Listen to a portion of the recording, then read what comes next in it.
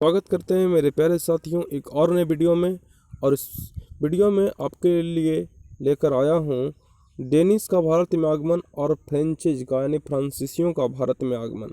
तो चलिए शुरू करते हैं। और शुरू करने से पहले यदि आप इस चैनल पर नए हैं तो सब्सक्राइब कर दीजिए, क्योंकि मैं हिस्ट्री का डेली एक वीडियो लाने वाला हूँ और हिस्ट्री का मैं पूरा का पूरा सिलेबस कवर करवाऊँगा। उसके बाद मैं अन्य टॉपिक उठाऊँगा, जैसे पॉलिटी, जैसे इकोनॉमिक्स, जैसे साइंस में उठाऊंगा, केमिस्ट्री, फिजिक्स, बायोलॉजी। धीरे धीरे मैं एक एक करके सब हर एक चीज़ें आपको कंप्लीट करवाऊंगा। तो आप नए हैं तो इस चैनल को लाइक कर दीजिए। चलिए शुरू करते हैं। तो डेनिश का भारत में आगमन, सबसे पहले क्या होता है कि 1616 में डेनिश ईस्ट इंडिया कंपनी की स्थापना होती है भारत में अंदर। 1616 में डेनिश ईस्ट इंडिया कंपनी की स्थापना होती है भारत के अंदर। और 1620 में पहली कारखाना त्रेंकोवार केरल में स्थापित किया गया। यानी डेनिश का सबसे पहले तो ये जानिए कि डेनिश कहाँ के निवासी थे। तो मैंने आपको बता चुका हूँ पिछले वीडियो में करीब 20 बार कि डेनिश डेनमार्क के निवासी थे। तो उनकी पहली फैक्ट्री कहाँ स्थापित होती है भारत के अंदर, तो 1620 ईस्वी में त्रेंकोवार केरल में स्थित होती है।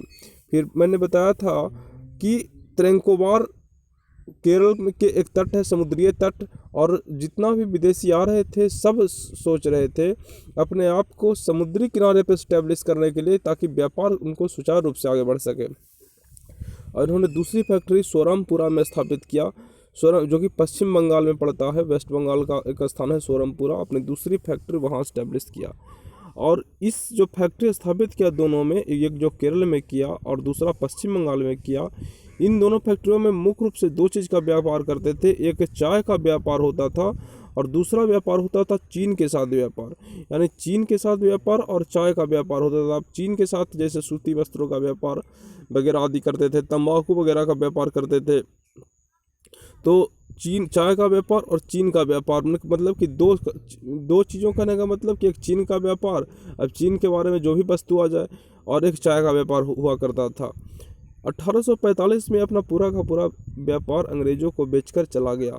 याद रखिएगा कि 1855 में अपना पूरा का पूरा व्यापार अंग्रेजों को बेचकर चला गया।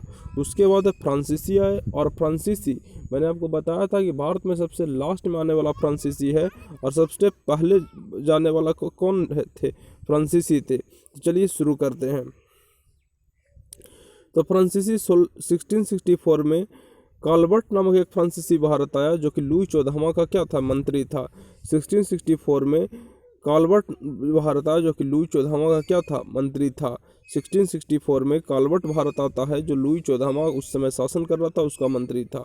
और आकर के यहाँ पे उसी वर्ष फिर फ्रेंच ईस्ट इंडिया कंपनी का स्टैब्लिश होता है। उसी वर्ष भारत के अंदर फ्रेंच ईस्ट इंडिया कंपनी का स्थापना होता है।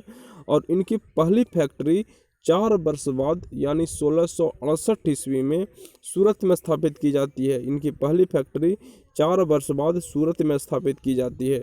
तत्कालीन सूरत किस स्टेट में पड़ता है, गुजरात में। चलिए आगे बढ़ते हैं। 1672 में फ्रांसीसी गवर्नर फ्रैंकोइस मार्टिन ने शेर खा लोदी से पुद्दुचेरी नामक गांव उससे युद्ध उस पर अटैक करता है, और अटैक करके पुद्दुचेरी नामक गांव को क्या करता है, उसे प्राप्त करता है।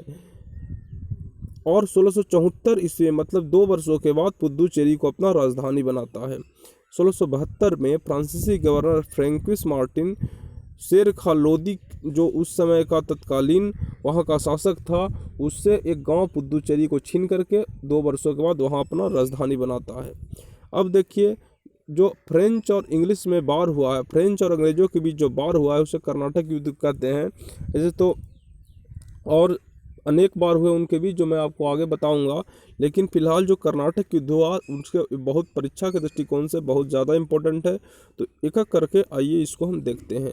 सबसे पहला हुआ प्रथम कर्नाटक युद्ध, जो कि 1746 से 1748 वर्ष तक चला, 2 वर्षों के लिए।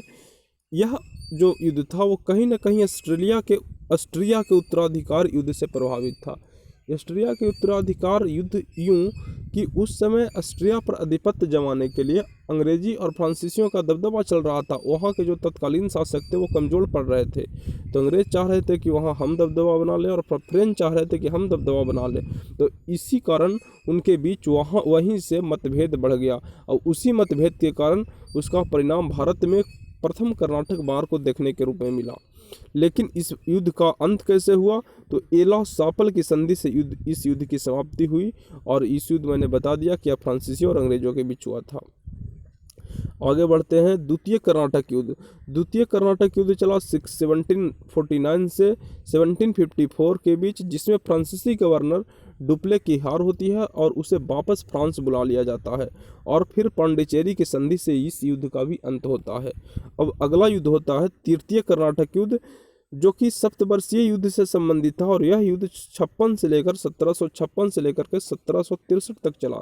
सप्तवर्षीय युद्ध की एक फ्रांसीसी और अंग्रेजों के बीच लगातार 7 वर्ष तक युद्ध चला था, उसी को सप्तवर्षीय युद्ध कहा गया और वहीं से होने वाले मतभेद का ये भारत में भी उसका प्रभाव देखने को मिला तीसरा कर्नाटक युद्ध के रूप में।